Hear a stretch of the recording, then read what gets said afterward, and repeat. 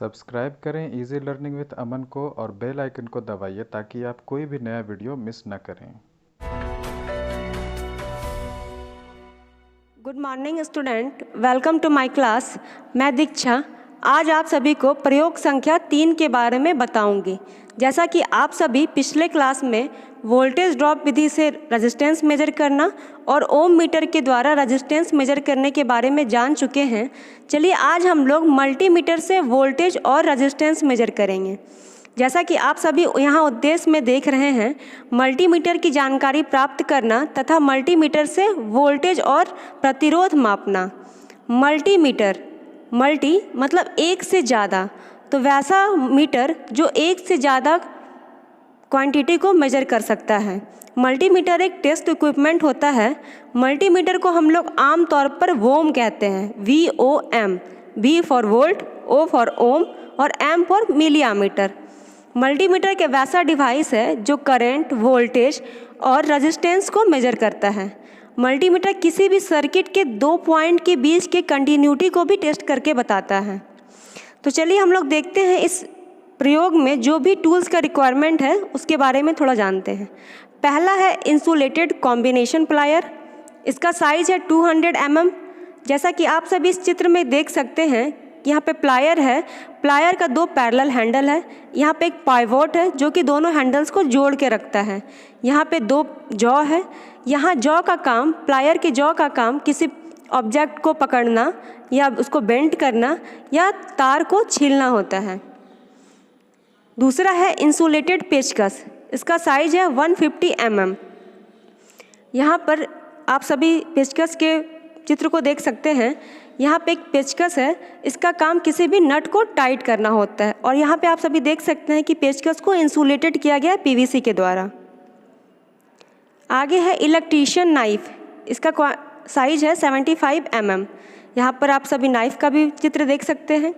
Knife का काम किसी भी तार के ऊपर का जो इंसुलेशन लेयर होता है उसको हटाना होता है। जब हम किसी 2 तार को जोड़ते हैं तो उसके ऊपर का इंसुलेशन लेयर हटाना बहुत ज़रूरी होता है। आगे है PVC वायर। साइज है 3/20 SWG, मात्रा 4 मीटर। यहाँ पर आप सभी देख रहे हैं कि वायर है, वायर में PVC का इंसुलेशन किया हुआ है। किसी भी तार को जब जोड़ते हैं तो इंसुलेशन को हम लोग हटा के तार को जोड़ते हैं।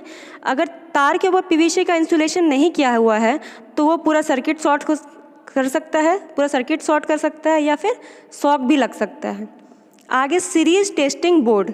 यहाँ पर आप सभी देख रहे हैं कि यहाँ पे बोर्ड है, यहाँ पे एक सॉकेट है और ये सॉकेट का स्विच है। हीटर, इसका साइज है 1000 वाट। यहाँ पर हीटर भी देख सकते हैं।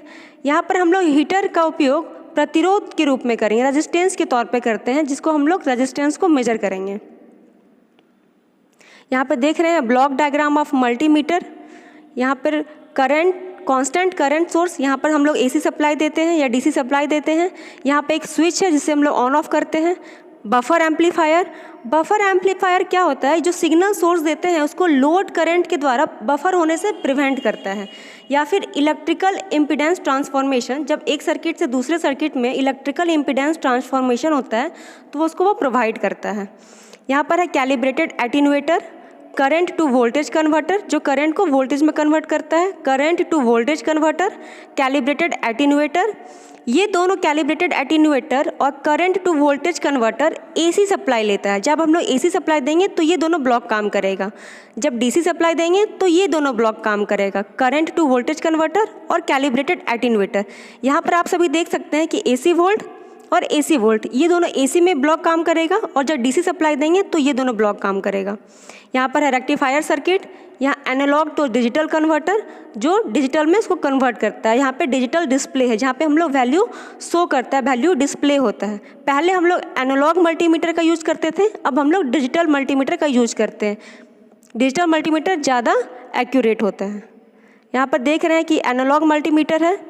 एनालॉग मल्टीमीटर और डिजिटल मल्टीमीटर को हम लोग बेसिकली कैसे डिफरेंस कर सकते हैं कि एनालॉग में नीडल होता है जो कि वैल्यू को शो करता है। यहाँ पे एक नीडल देख रहे हैं आप लोग जो कि वैल्यू को शो करेगा कि करंट का, वोल्टेज का या रेजिस्टेंस का कितना रीडिंग आ रहा है। यहाँ सारा DC सप्लाई है और यहाँ पे जो AC सप्लाई है। आगे है डिजिटल मल्टीमीटर। ये देख रहे हैं डिजिटल मल्टीमीटर है। यहाँ पे डिजिटली डिस्प्ले होता है, जो भी रीडिंग आएगा करंट का, वोल्टेज का और रेजिस्टेंस का, वो डिजिटली डिस्प्ले होता है। यहाँ पे इसमें नीडल लगा हुआ नहीं होता है। जैसा कि आप सभी पिछले क्लास में पढ़े थे कि मल्टीमीटर का 2 वायर होता है, 2 टर्मिनल होता है। इस 2 टर्मिनल को जब हम लोग किसी के साथ कनेक्ट करते हैं तो वो यहाँ पे रीडिंग बताता है। अगर मान लें कि यहाँ पे एक रेजिस्टेंस है और रेजिस्टेंस के दोनों टर्मिनल को मल्टीमीटर के दोनों टर्मिनल के साथ कनेक्ट करते हैं तो यहाँ पे जो रीडिंग आता है वो रेजिस्टेंस का रीडिंग होता है। वैसे ही अगर हम लोग वोल्टेज से यहाँ पे कनेक्ट करेंगे तो जो रीडिंग आएगा वो वोल्टेज का होगा। अगर करंट को हम लोग मेजर करेंगे तो यहाँ पर जो रीडिंग आएगा वो करंट का रीडिंग होगा। If A conductive path is formed the multimeter will beep. अगर यहाँ पे कोई भी हम लोग चीज़ को मेजर कर रहे हैं तो यहाँ पे मल्टीमीटर बीप करेगा, मल्टीमीटर साउंड करेगा।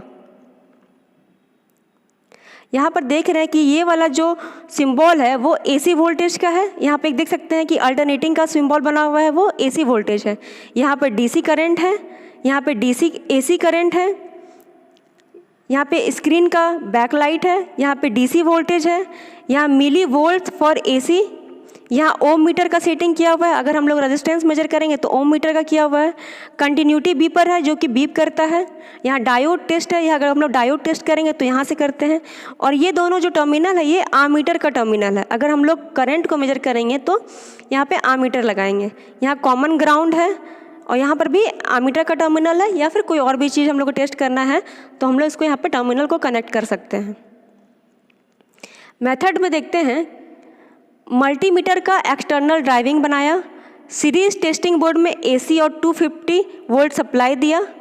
अब सीरीज टेस्टिंग बोर्ड को सॉकेट में मल्टीमीटर की दोनों लीड लगाकर मल्टीमीटर को 250 वोल्ट एसी पर सेट कर कर वोल्टेज को मापते हैं।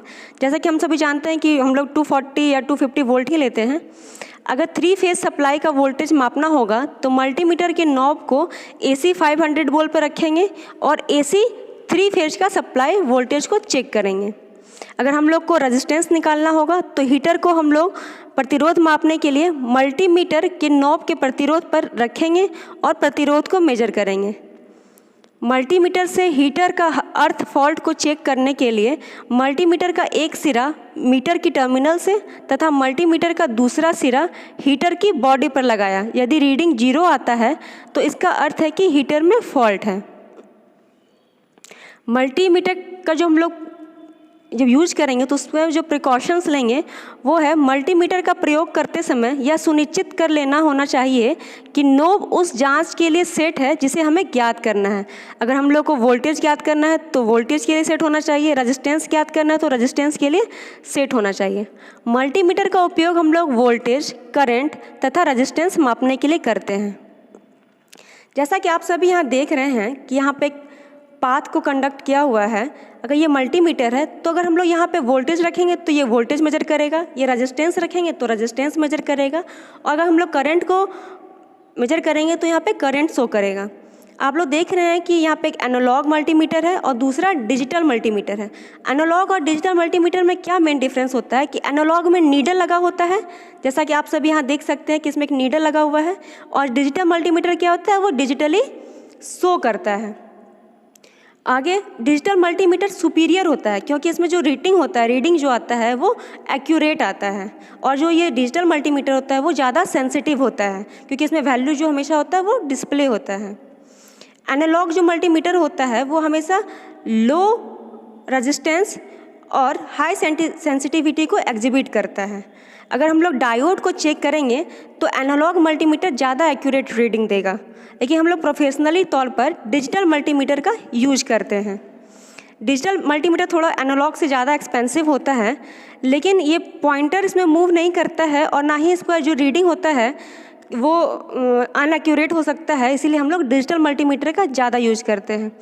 एनालॉग मल्टीमीटर में यहाँ पे जो पॉइंटर है इसको मूव कराने के लिए और रीडिंग को टेस्ट करने के लिए माइक्रो आमीटर का यूज करते हैं। एनालॉग में माइक्रो आमीटर लगा होता है और डिजिटल मल्टीमीटर में मिली आमीटर लगा होता है। तो चलिए स्टूडेंट, आज हम लोग मल्टीमीटर के बारे में जाने, आगे हम लोग दूसरे क्लास में पढ़ेंगे। Thank you.